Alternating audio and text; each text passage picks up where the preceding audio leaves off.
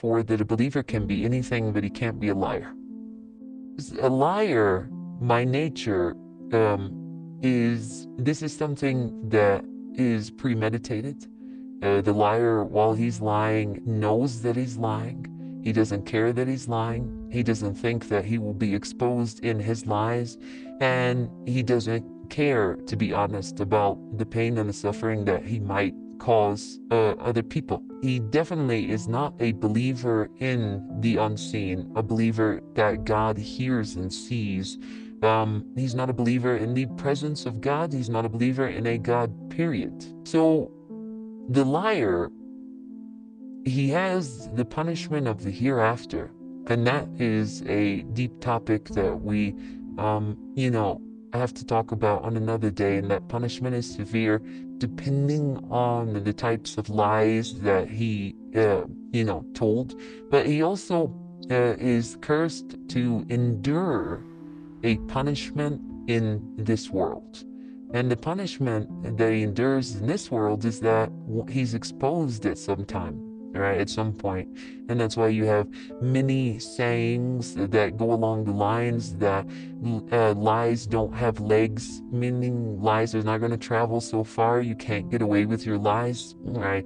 Eventually, a lie will be exposed. We have narrations from the prophets and the messengers that say things to the effect of this. Like Jesus, when he said, all things that are done in the dark must be exposed in the light or come to light at some point.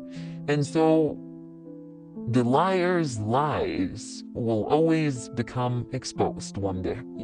And when they do become exposed, that liar has to endure the punishment, right, of his lies, and that is that he will not be believed in anything, not in his lies, nor when he's telling the truth. The liar, his punishment is to be like that boy who cried wolf. He cried wolf too many times, and the village people, they believed him and they came to save him, and then eventually they didn't believe him anymore because they saw that he was making a fool out of them. But then in the end, he's the one who ended up being the fool because he got swallowed by the wolf because nobody came to save him. And so I think that America on the world stage right now is suffering. I think it's suffering the result of this karmic justice, as you put it. America, unfortunately, it used to be something great. It used to be something that the whole world respected and wanted to, and looked up to. Everybody wanted to go to America, and the whole world was influenced by American culture. They loved the American cartoons, the Saturday morning cartoons. They loved American movies that were made in Hollywood. They loved the American sports and entertainment that they exported all around the world, like the wrestling or the basketball, football, all these things. People loved the freedoms and the ideals that were said to be upheld by the United States, and that, the United States appeared to the world as kind of like a superhero that would come and save the day when people were in need. It was that force of goodness, a land of freedom in which its arms were open to everybody. And people literally died, and they continued to die over the course of the 300 years to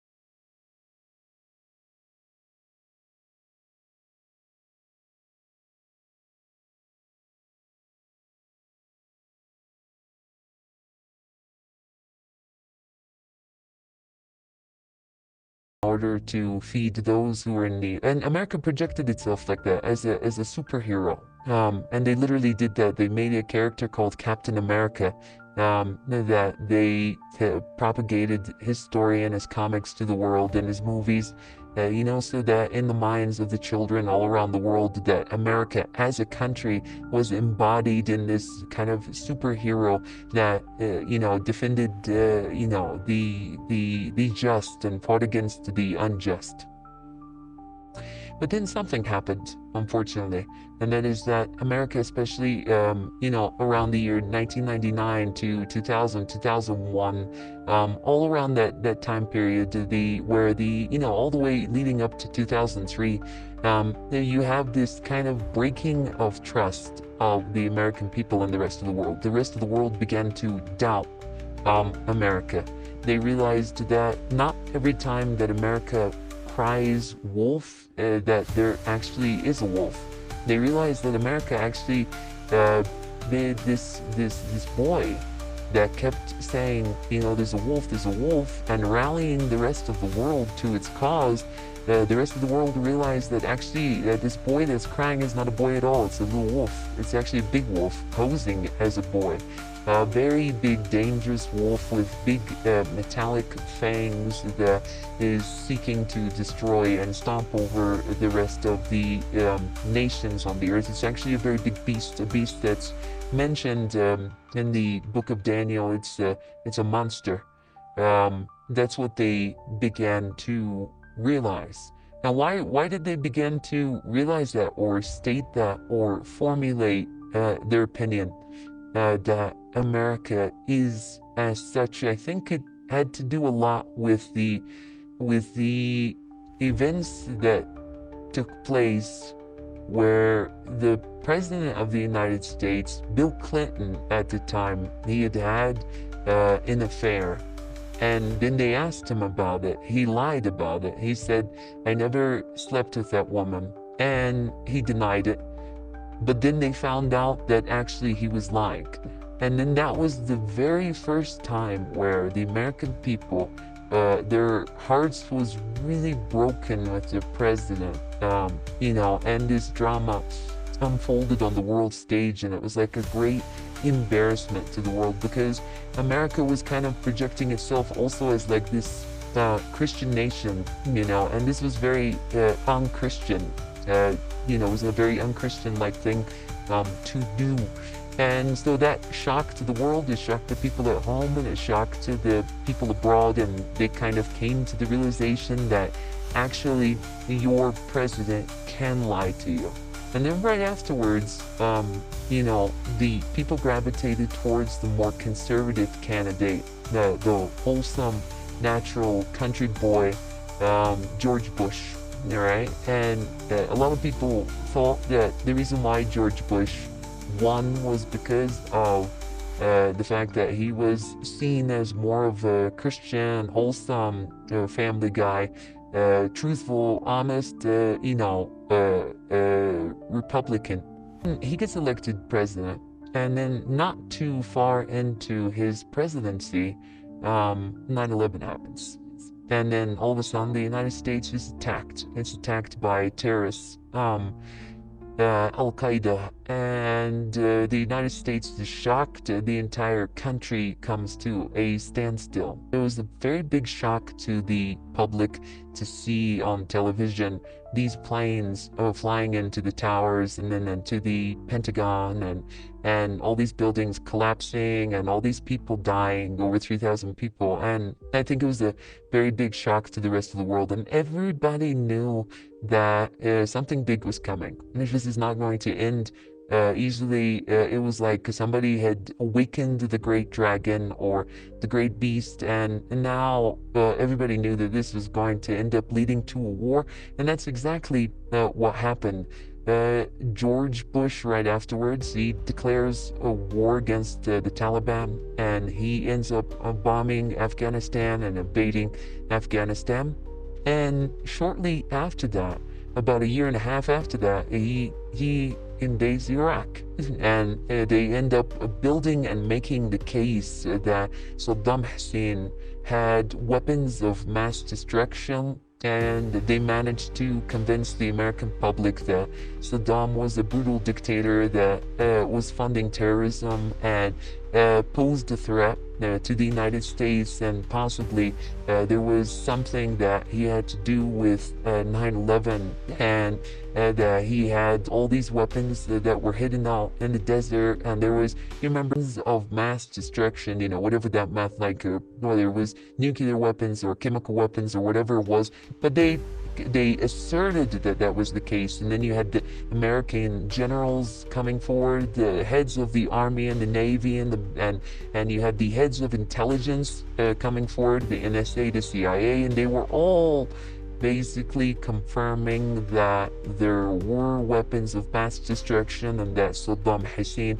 posed a threat against the world. And so they went to war, and they killed over 8 million Iraqis in the name of freedom. And in the name of defending the United States and defending its citizens. And all the meanwhile, like, people, for the most part, were supporting the world, and the Americans at home were supporting the United States. But there was this kind of air of suspicion. There were people that kind of questioned it, and that sentiment of questioning the United States and its motives and its evidence and its truthfulness began to increase little by little. Especially, it exploded when the Americans actually successfully, obviously, invaded Iraq, and took down Saddam Hussein's administration within a matter of hours. And then they're controlling the country now, but they're unable to bring forward any evidence that there ever was any weapons of mass destruction. In fact, there ends up being no weapons of mass destruction at all. And so people thought to themselves, how is it the case that the most powerful country in the world did not know or got that bad of intelligence to actually believe and propagate in front of the entire world and kill 1 million people? And they didn't know that there wasn't weapons there. How is that the case? And then they began to think to themselves, actually, maybe they did know. Maybe they lied to the American public. Maybe they lied that there was weapons of mass destruction in order to invade Iraq, to control its oil. Maybe it was for monetary purposes. Maybe there was another agenda that was at play. And so the trust in the United States began to become shaky after that. And then you had these documents that were released to the public, and it was classified documents that became declassified, and it basically told the tale. And